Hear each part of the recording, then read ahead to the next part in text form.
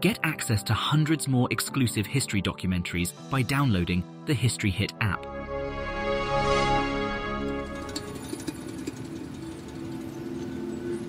This is the main gate of a great Roman city on the empire's northern frontier in Germany. It advertises the presence and the impact of Rome. And it's still here 2,000 years later. Rome was built to last. But it didn't.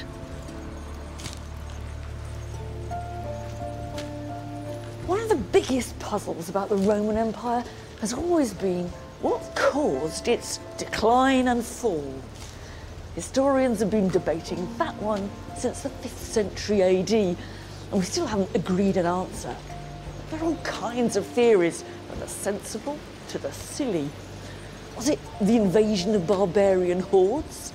Or was it galloping inflation? Was it corruption, public and private, too much sex? Or maybe too little sex? Or was it the lead in the water pipes, gradually sending them all mad? Happily, this isn't a multiple choice test. And one thing's for sure, it's all intriguingly complicated. So bear with me.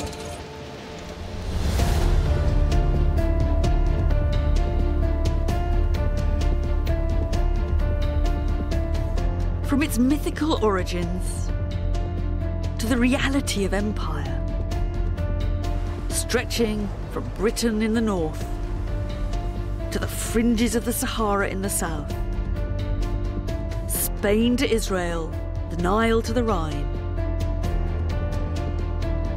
The Roman world was more culturally diverse, productive and connected than anything that had gone before.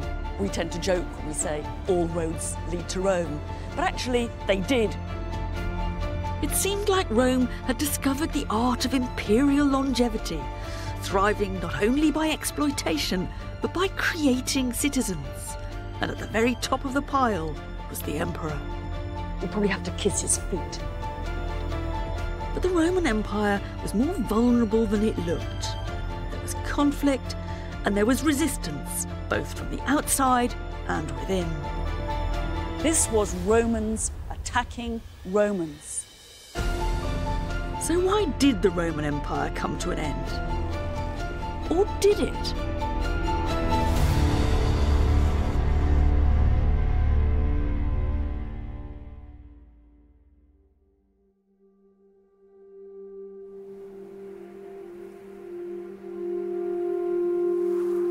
No one's ever going to know for sure what caused Rome's decline. It's not the kind of question that you can ever answer once and for all. But I'm going to unpick a story that makes sense to me.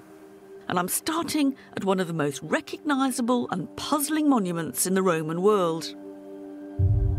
The 115-kilometre-long Hadrian's Wall that spans northern Britain. Built in the 2nd century AD when the empire was at its widest, what its construction hints to me is a shift in the way the Romans saw the empire and what happened at its boundaries. In some ways, Britain was Rome's Afghanistan. The Romans always found it terribly hard to get the upper hand, particularly in the north of the country.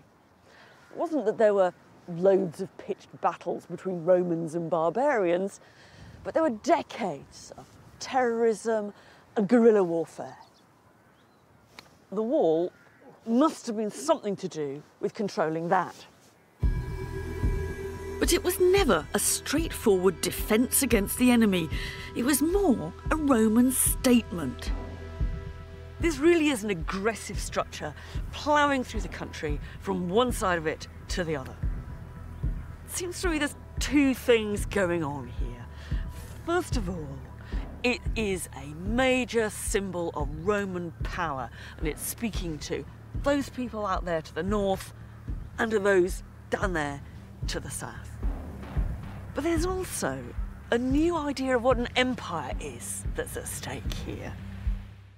Discover the past with exclusive history documentaries from History Hit and uncover the secrets of some of the most famous people and events in history. History Hit brings you the stories that shaped the world through exclusive documentaries from the world's top historians. Travel with us to the bloody Battle of Stalingrad or uncover the lives of the people who called Pompeii home. We also aim to bring you the stories and legends that shaped our world through our award-winning podcast network. Sign up now for a free trial, and Timeline fans get 50% off their first 3 months. Just be sure to use the code TIMELINE at checkout. They're starting to say the Empire has an edge, it has a boundary. And they're doing that here and in other places in the Empire. And this is the start of the Empire being mapped. And that made a big difference. As we know now, the moment there's a physical barrier, whether it's a wall, a fence or a river, it doesn't just keep people out, it also entices them in. And there was an extra urgency to that when almost everyone inside the Empire was a full Roman citizen, almost everyone outside not.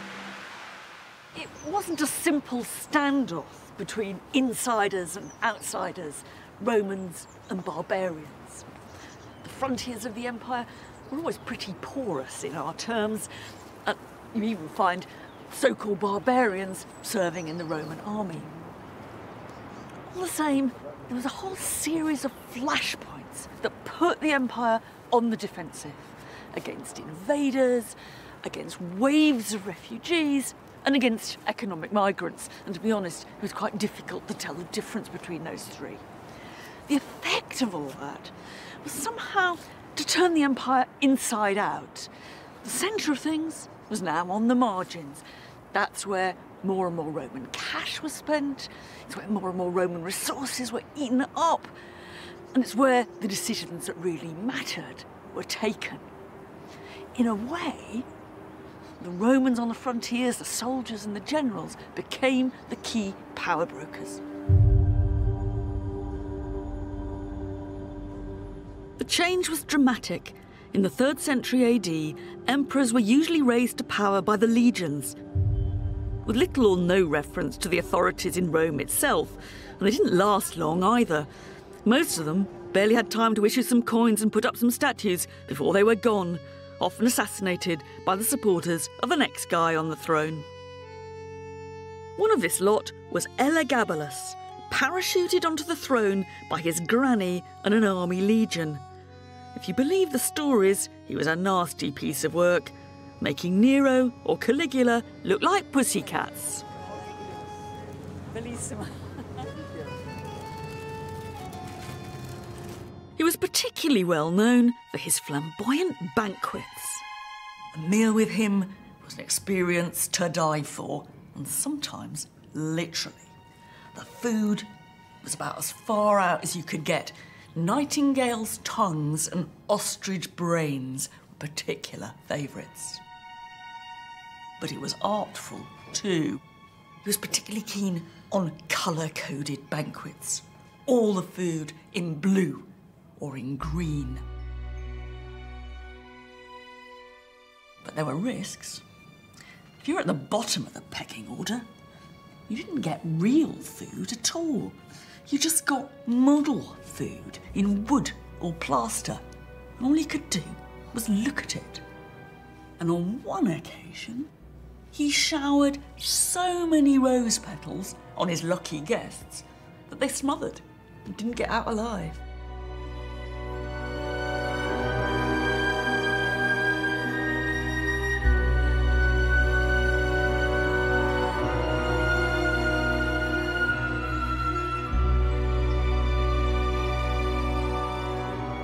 The Emperor was a complete fashion freak.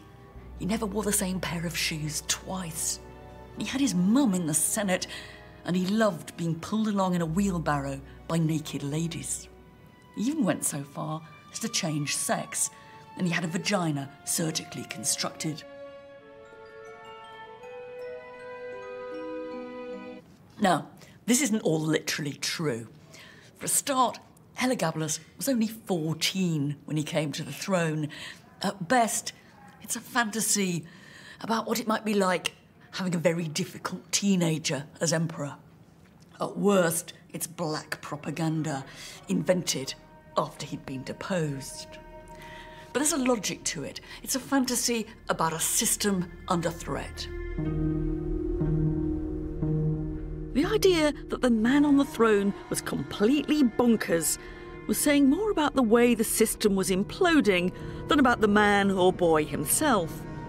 But the Romans didn't just sit and watch it all happen.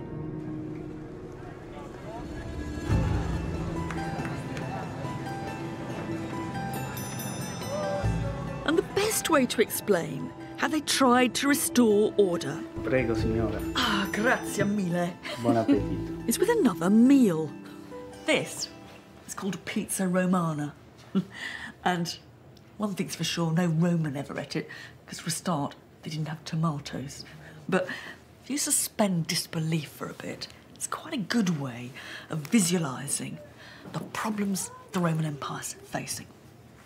The pizza is the empire.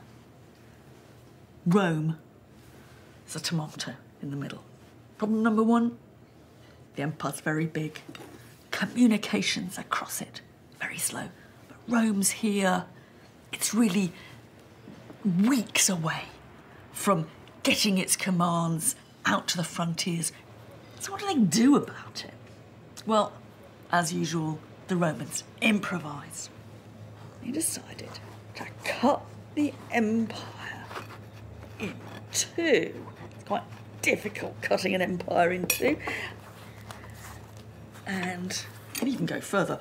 You can say, divide the empire into three with three joint emperors. You can even divide it, you can cut it, you can even divide it into four with four joint emperors. The advantages of this are obvious. You get manageable chunks to administer. One emperor for that, one for that, one for that, one for that. The disadvantages are obvious too. This guy decides he wants to have this person's share, and so you get conflict. And what looked as if it was kind of devolution turns out to be disintegration. The other problem they deal with is what to do about Rome. And here we get another kind of devolution. We get a series of mini capitals, and these are the olives. They're different parts of the empire. That one, let's say, is in the east, that's Nicaea. This is Trier in Germany, or Ravenna or Milan in Italy. And those cities can be administrative centres for the different bits, and that makes all the kind of problems of communication and so forth much easier. What to do about Rome in the middle, when all the decisions really are being made in these other capitals? Well, the answer is that Rome stays looking lovely, it stays being a grand symbolic centre, but it's not really doing anything. In a way, this poor old tomato has become a bit of a white elephant. The city of Romulus no longer controls the Roman world. Of course, it remained hugely symbolic, but some emperors ruled their slice of territory without ever even going to Rome.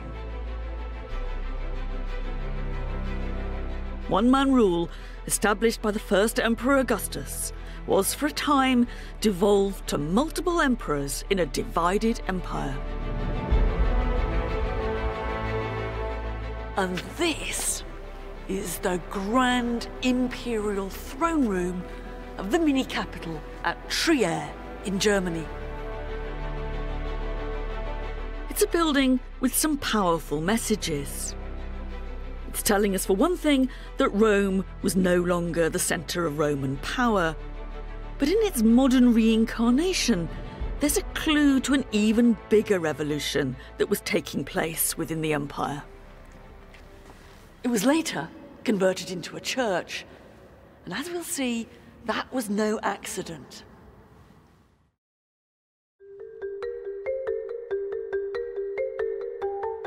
Because there was something bigger happening than any of those problems on the frontiers, mad emperors and rivalrous legions.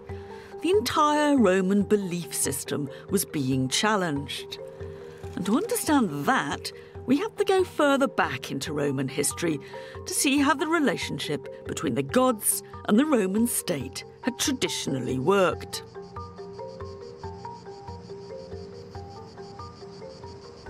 This is a Roman temple. You wouldn't come here for services or to be preached at. You wouldn't come to get married or to be part of a congregation. The chances are it'd be locked up most of the year anyway, guarded by some grumpy custodian. But if you did get inside, one thing you certainly would have seen is a statue of the god. That's the basic function of a Roman temple, to house the divine image. And that's what temples were often called in Latin, ides, houses. And temples were everywhere.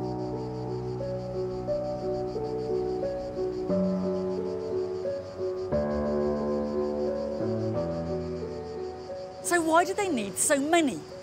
Well, this one was put up to the god Hercules in the middle of the 2nd century BC, almost certainly with the profits of Roman conquest in the East.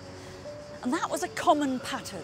A general in the middle of battle would vow a temple to the god if that god would grant him victory. And when the general returns to Rome successful, he uses part of the spoils to finance the building. In a way, temples are public reminders of the god's support for the Roman state, and they underline the axiom that Rome can only be successful if it keeps the gods on its side. And gods is, of course, plural. It might seem obvious, but there were loads of them. And to us, the interaction between them and the Romans can look a bit contractual, even mechanistic. The Romans didn't believe in their gods. They didn't have internal faith in our sense.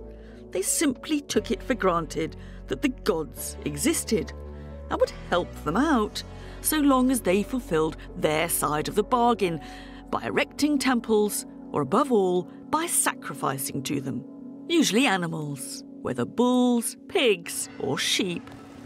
And we can glimpse how important that was in this once splendid sculpture, now a bit stranded in a Roman backstreet.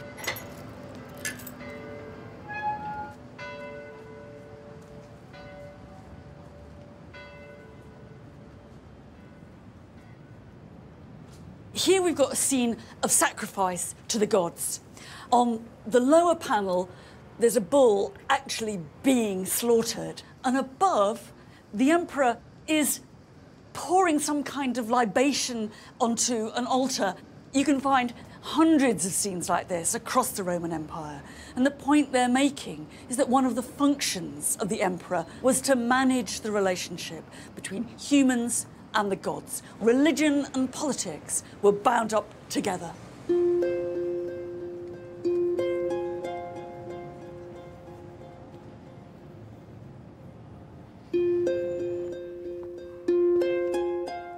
There's a decidedly public, a decidedly matter-of-fact side to all this. But that doesn't mean the gods didn't also have a personal impact.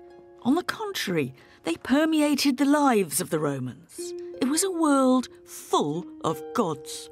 This collection of miniature gods and goddesses takes us right into the world of personal religion. These are private objects. There were thousands of them across the Roman Empire, in people's pockets, on their mantelpieces at home, in temples and in shrines. They're kind of like everything from fridge magnets to objects of devotion, all rolled into one. This was an incredibly complicated religious world. We're not dealing here with 12 gods and goddesses sitting up on Mount Olympus, each with their own job to do. Venus, the goddess of love, Mars, the god of war. That's what I learned at school, but it's very misleading. This is much more a question of a whole range of different divine powers which control the world in different ways and help us make sense of it. That might be questions of where did human life begin, or much more practical things like, will I get across the sea safely? In that case, you might have decided to turn to the god Neptune, the god of the sea. But equally, you might have approached Minerva, who had to do with the craft of seafaring, or Hercules, who protected humanity in their struggles against adversity. Or you might equally have turned to Mercury, the god who helped you get places and helped you make a profit. This was an extraordinarily flexible religious system in which people made their own religious choices and they created their own religious world.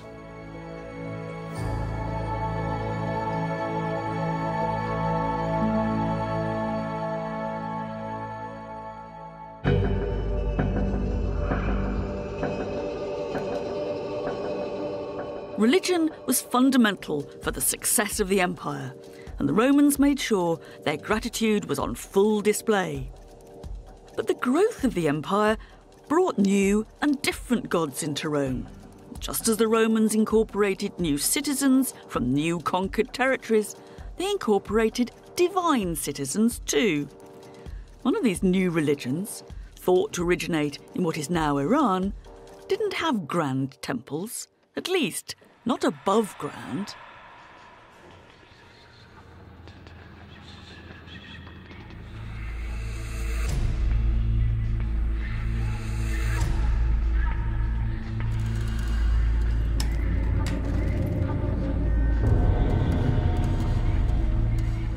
This is a wonderfully preserved temple of the god Mithras on an absolutely standard pattern all across the Roman Empire. They look a bit like this.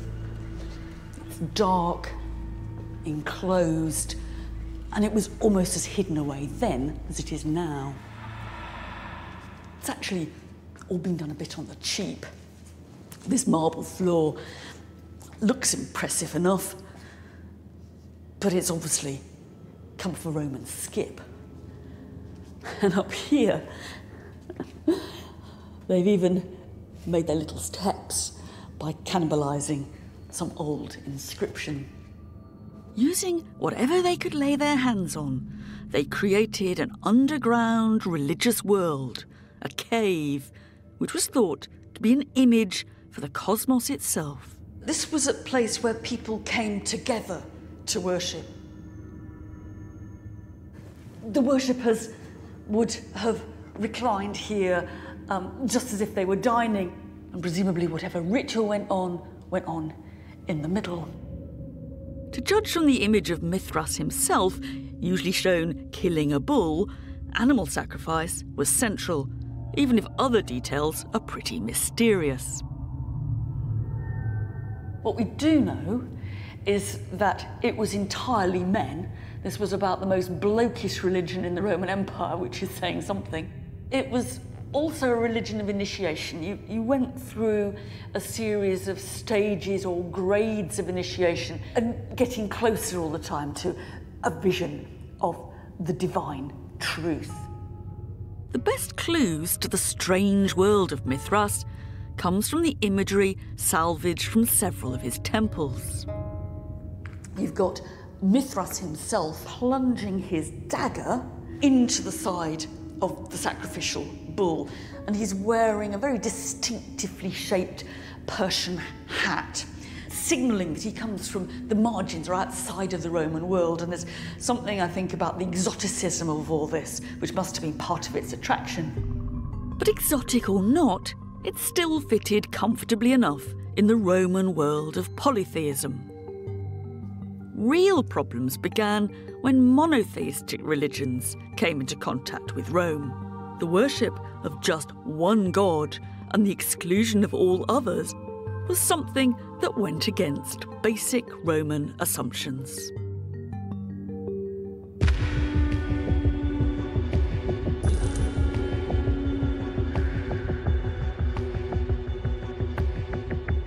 Judea was made a province of the empire in 6 AD.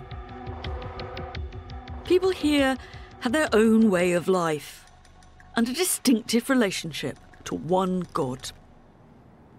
So when the Romans took over with a very different set of assumptions, a clash was almost inevitable. A mixture of politics, local infighting and religious conflict ended when the Romans destroyed the temple in Jerusalem. And that triggered a 6-year-long full-scale Jewish revolt.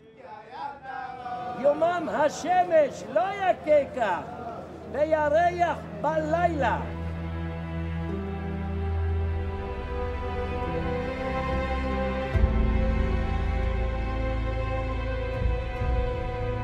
The end of that war came at a desert outpost called Masada.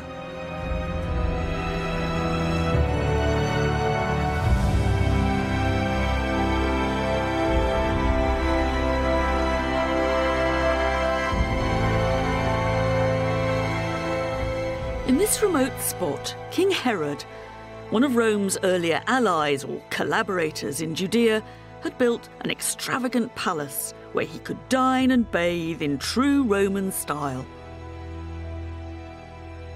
You would be disappointed to know that the place is now famous for much bloodier reasons. The final showdown between the Jews and the Romans happened hours away from Jerusalem, here in the middle of the desert. There was a breakaway group of about 1,000 Jewish extremists. They were terrorists in the eyes of some Jews, as well as the Romans. And they'd seized Masada, and they were holding out there years after the temple in Jerusalem had fallen.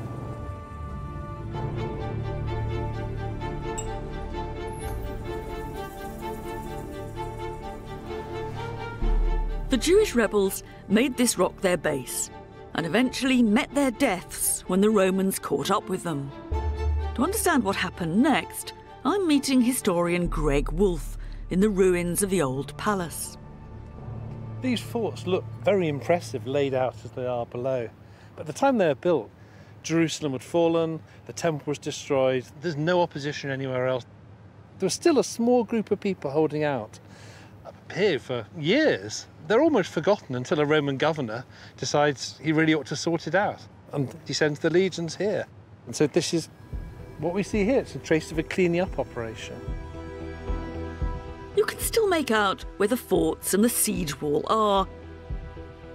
And at a weak point in the cliffs, a ramp was built for a battering ram, and the Romans broke through the rebels' defences. One Jewish rebel, turned traitor, then Roman historian, recorded what happened next, although his version of events has long been disputed. We have this extraordinary story told by a very, very unreliable source who says that when the Romans got up here, when they built their ramp, their siege ramp, they came in, what they found was no living person. Nearly 1,000 people who'd been up here had, in some kind of mixture of suicide pacts and self-slaughter, had just gone, and there was nobody left except for piles of bodies and enough food to show they could have held out forever. But if this is true, who knows? It's become a powerful modern myth. So it's a story of heroic self-sacrifice for the cause. Self-sacrifice and no surrender, and that's what Masada means now, no surrender. Only a handful of bodies have ever been found here, and who they were is unclear. But the story of rebels who preferred suicide to enslavement lives on, and Masada remains a symbol of Jewish resistance. The conflict behind all this is often framed in religious terms, but the truth is more complex.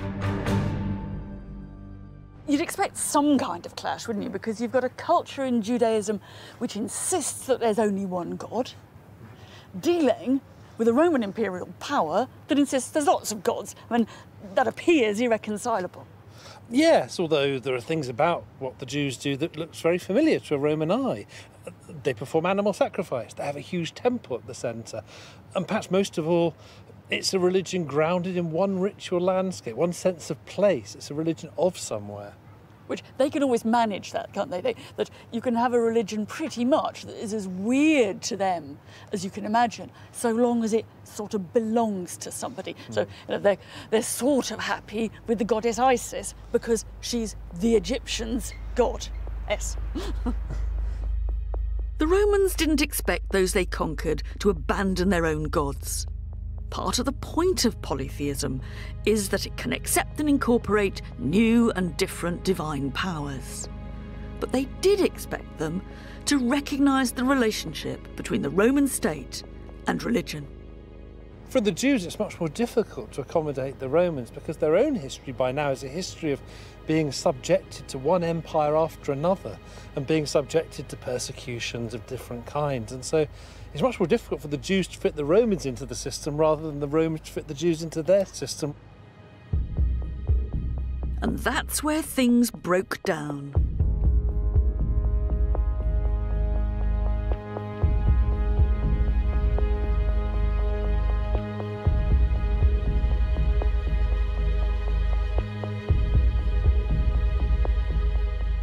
Over the next 200 years, there were more bloody chapters in the history of Jews and Romans.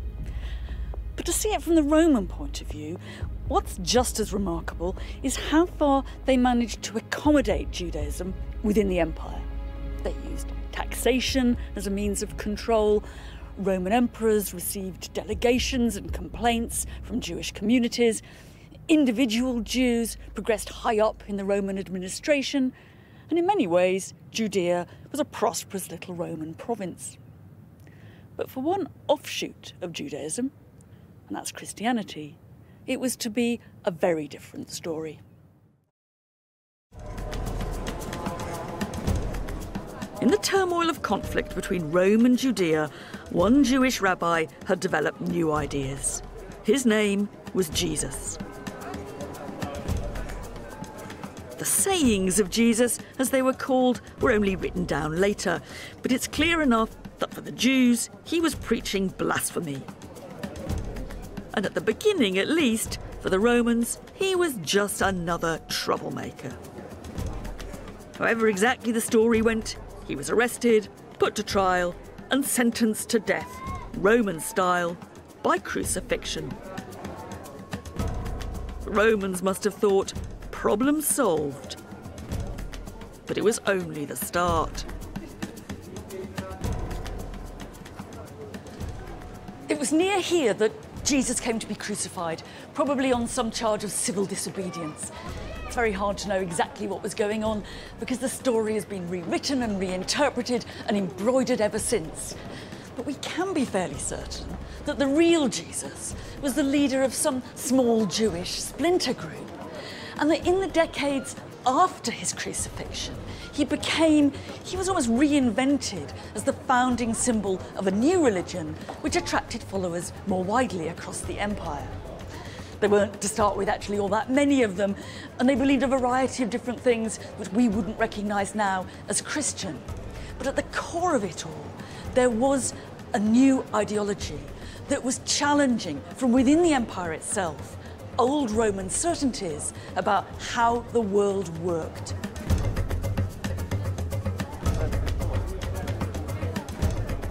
Today, Christian pilgrims from all over the world flock to Jerusalem to visit the spot where Jesus was buried. In the appropriately named Church of the Holy Sepulchre.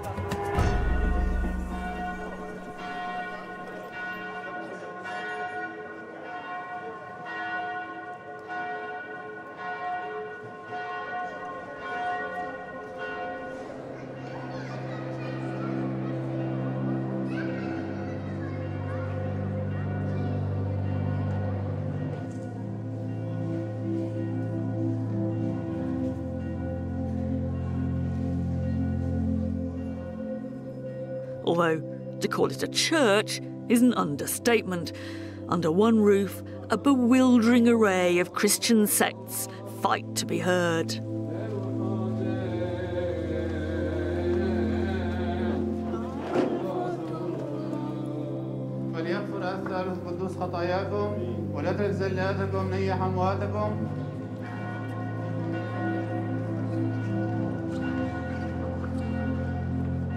And the biggest queue of pilgrims and curious tourists is by the shrine that surrounds Jesus' tomb. This is the holiest site in Christendom. The idea that Jesus rose from the dead would have been the least puzzling part of Christian teaching for most Romans. There was a combination of far more radical ideas than that. It wasn't just that there was only one God.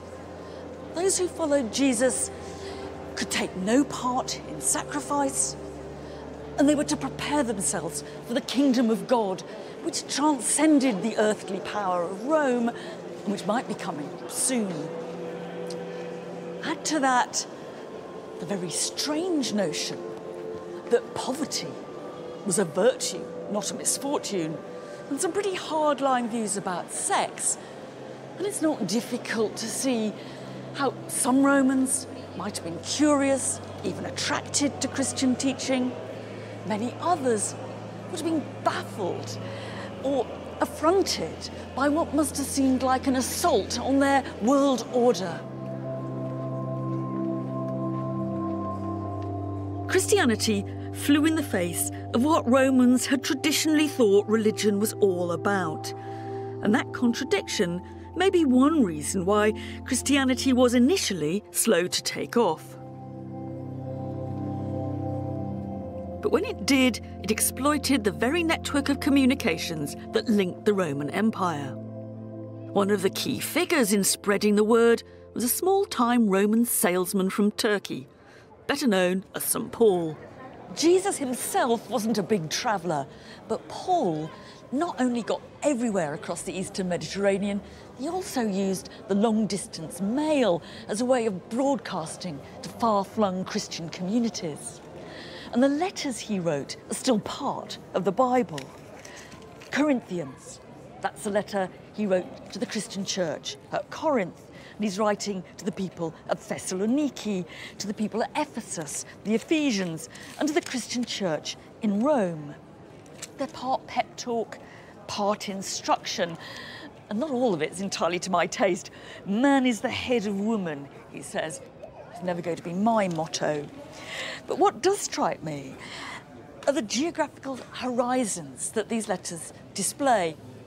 He talks about being in Macedonia and going to travel to Ephesus and then move on to Corinth. It's the connectivity of the Roman Empire that these Christians are exploiting.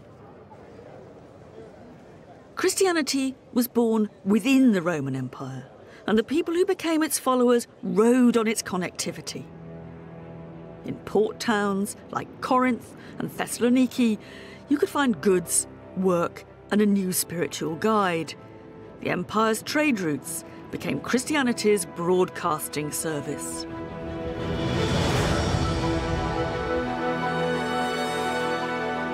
"200 years after Jesus' crucifixion, there were small groups calling themselves Christian across the empire and in Rome itself. Though there were not many in total, perhaps 200,000 out of an empire of 50 million, and there were very different shades of Christian too. This is a tombstone that really parades its Christianity. And the key word is this, written in Greek. It's ichthus, which means fish. It's not just a fish, because the letters of that word are also the first letters of a famous Christian slogan reading, Jesus Christ, the Son of God, our Saviour. Now, why they used that slogan, it's not absolutely clear. They might have been wanting a bit of secrecy. But if so, ichthus isn't a terribly clever disguise. It's much more likely that this is an attempt to represent God and to wonder how God should be represented. They're thinking about encoding God in language and in visual symbol. But there's more to this, and there's more gods in this tombstone. Up here, these two letters, DM, stand for Dies Manibus, to the gods of the departed spirits, the absolutely classic traditional pagan gods of the dead. So here we've got both Christianity and paganism on the same stone, and it's a wonderful encapsulation of just that blurry boundary between Christianity and paganism in the first Christian centuries.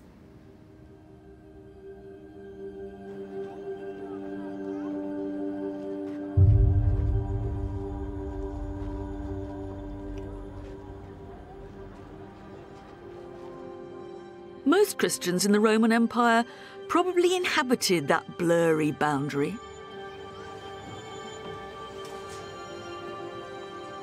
But a few were much more hardline, overachievers, extremists you might almost call them, who came into conflict with Roman authorities and went to their deaths for refusing to sacrifice to the traditional gods.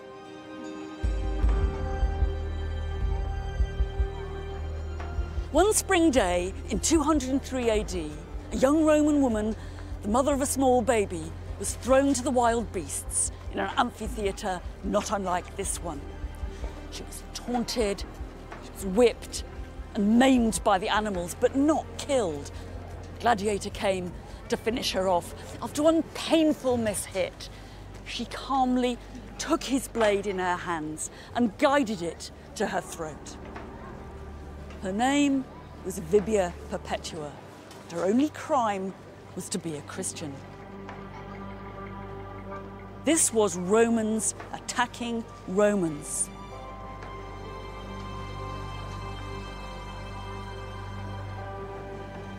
We tend to assume that Romans loved the spectacle of Christians thrown to the lions in the amphitheatre, but it really wasn't quite that simple. An amphitheatre was a highly ordered microcosm of Roman society. The spectators sat in a rigid hierarchy according to their social place. You couldn't just choose to shell out for a good seat on the front row like you can now.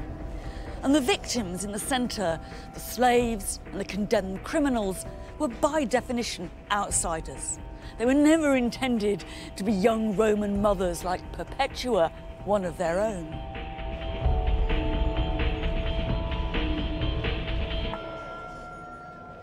Hardly surprising that her prosecutor tried to get her to think of her young baby and to recant her faith. And it's hardly surprising that the crowd, as they watched Perpetua die, both jeered and shuddered.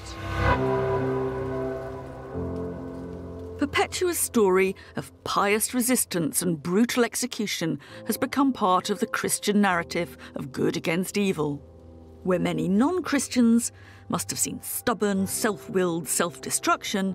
Christians saw in martyrdom a powerful advertisement for their faith.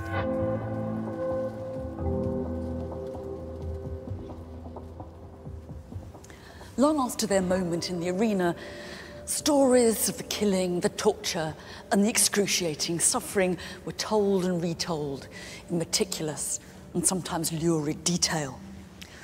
The bravery of the martyrs in the face of sadistic cruelty seemed to validate the faith for which they died and to offer other Christians an example they might glorify, though not follow.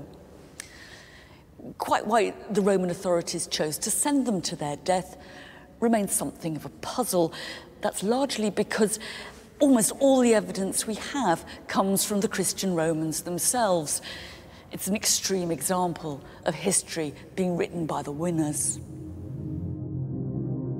If we try to see it from the side of the Roman authorities, the fact that the Christians refused to sacrifice threatened to disrupt the good relationship between the state and the divine powers, which ensured the success of the empire.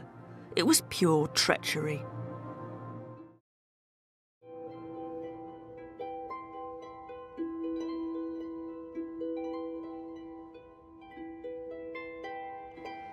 In the middle of the 3rd century, less than 50 years after Perpetua's death, one emperor decided to bring things back into line and to restore order with a piece of paper. These are scraps of papyrus from a Roman waste paper basket in the province of Egypt, and they're some of the most important things ever to have been found in a waste paper basket. And it's also a wonderful example of Roman bureaucraties. They are personal certificates proving that their owner has sacrificed to the traditional gods. The gist of the message is up here, saying so-and-so has sacrificed, it's been witnessed here, and then one of the witnesses has signed. His name was Hermas, And this guy's actually signed several of these certificates. The reason why he's done that is because the Emperor Decius had ordered that everybody in the empire should prove they'd sacrificed to the gods. This is often treated as a centralised persecution of the Christians because, of course, true Christians couldn't sacrifice to the traditional gods. And we know, in fact, that some of them didn't and supposedly went to their deaths. But even Christian writers tell us that many of them, and this is, I think, where I would have been, either sacrificed anyway or just kept their heads down. What's going on in the Emperor's mind is also rather different, I think. I'm sure he's not planning more bloody spectacles of Christians versus lions. What he's wanting to do is to ensure that every single one of his subjects signs up publicly to the institution of sacrifice, which is the ritual that ensures the proper relationship between the Roman state and its gods, and ensures Roman success. I mean, in a way, this is a clumsy and rather heavy-handed attempt to restore political and religious order to the Roman world.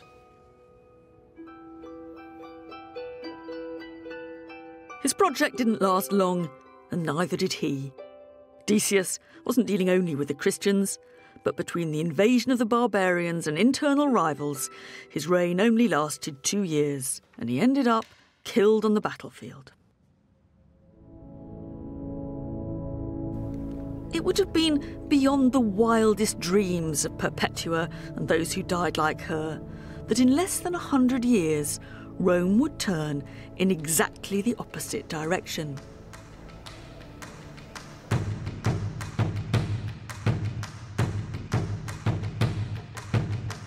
After a century of chaos, one emperor made a pact with the very religion that looked as if it was undermining the empire.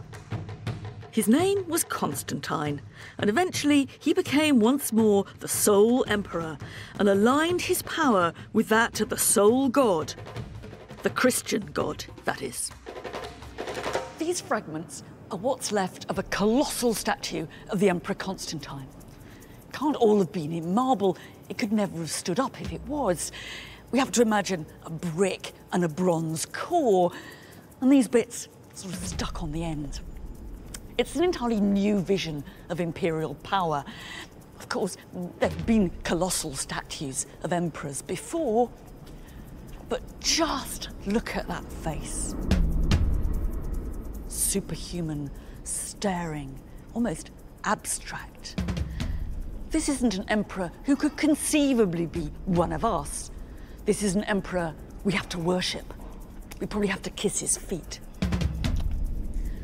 Constantine is a striking mixture of the old and the new.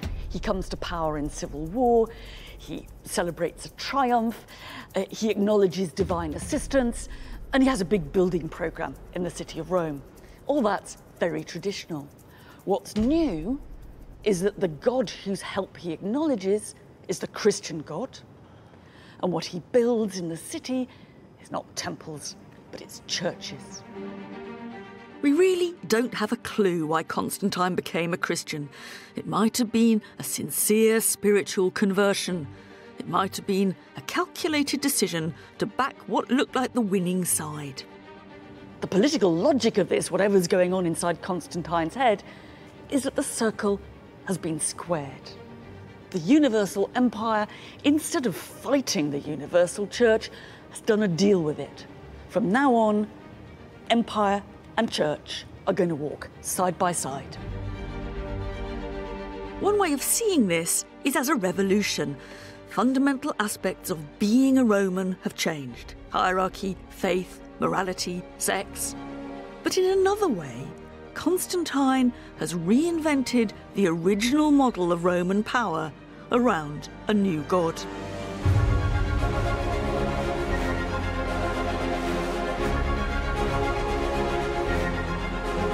And he sealed the deal by building a new capital, which eventually became the New Rome. Constantine's city was Constantinople, We now know it as Istanbul.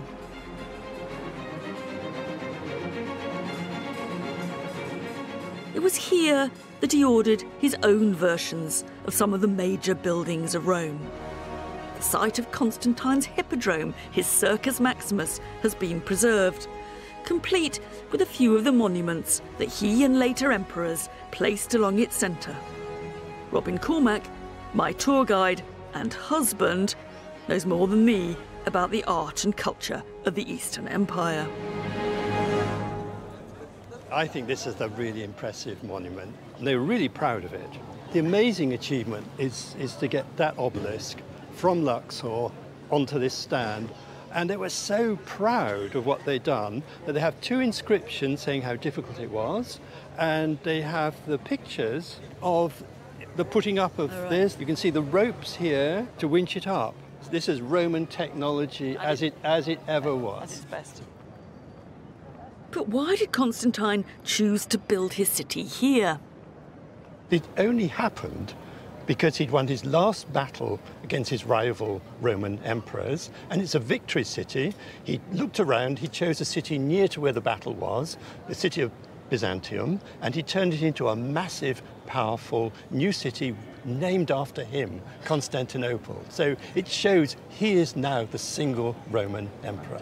So did it feel like a specifically Christian city? Did it feel different? No, it looked like a Roman city with all the trappings. And what he did do was bring lots of pagan statues here, so that you've got those in the Hippodrome and elsewhere. So much so that there's the famous saying that this city was built up by denuding all the other cities of the Roman Empire. I mean, it must have been a bit odd to see an emperor who's sponsoring Christianity decorating his city with pagan gods, great works of art that he's sucked in to decorate it from all the other bits of the empire. Yeah, well, he's a powerful emperor, isn't he? Yeah. This is a display of power.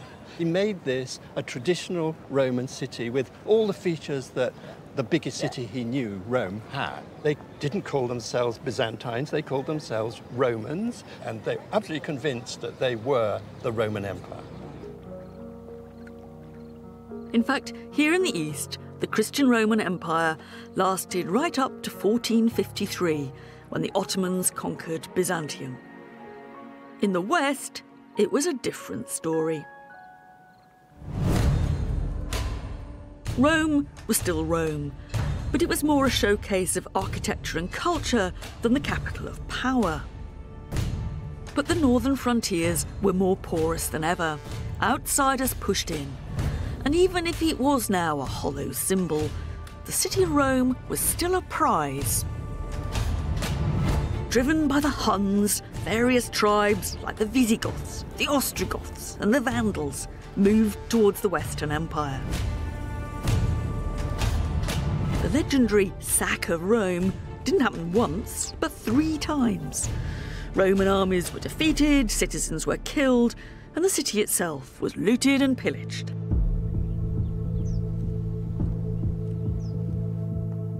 The very words barbarian and vandal now conjure up a picture of wanton destruction of all that's civilised.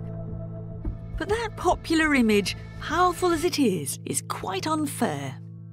This is a wonderfully vivid 19th century attempt to picture the barbarian hordes in action, destroying the city of Rome. Got long hair, funny top knots, plaits and moustaches. And a couple of them are trying to topple one of the symbols of imperial power. And their mates are getting their torches ready to set the place ablaze. Actually, the world of the New West was nothing like this. It's true that political unity had collapsed and there was plenty of destructive military conflict. But what emerged was a series of rival powers who were in effect mini-Romes, who were trying to buy into the prestige of Rome and Romanness rather than trying to buy out of it. They sponsored Latin poetry, they developed the traditions of Roman law, And they were more likely to be restoring the monuments of the Roman past, not trying to pull them down.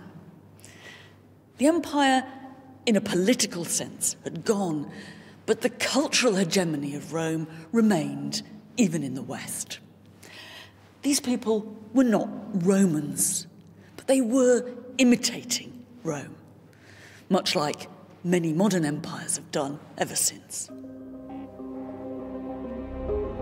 With these barbarians imitating the Romans so closely, can we really call it the fall of the Roman Empire?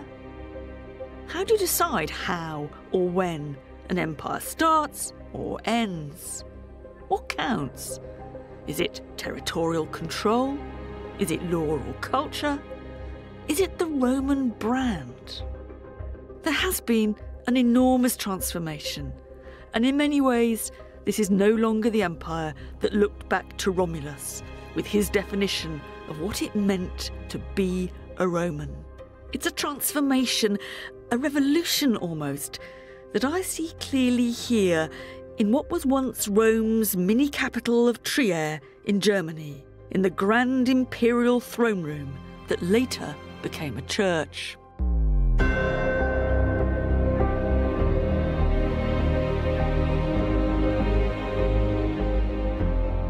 The conclusion I come to is that the real heir of the Roman Empire was Christendom.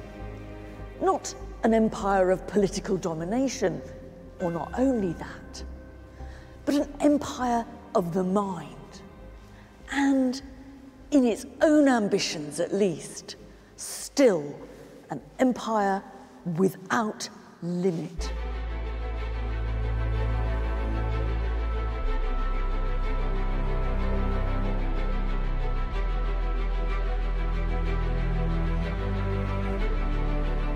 From the mythical beginnings of Romulus and Remus to the political and military systems that enabled expansion, it's the image of Rome that, for better or worse, has acted as a benchmark for so many later empires. Britain, Russia, America, even Nazi Germany have all tried to recreate what they saw as the glory of ancient Rome. And they haven't avoided some of the same problems, dilemmas, and conflicts of imperial rule. Today in the West, we still wonder where our boundaries lie and what limits should be placed on inclusion. We've inherited the Romans' ambivalence too, questioning whether the ends ever justify the means, the tears alongside the victory parades.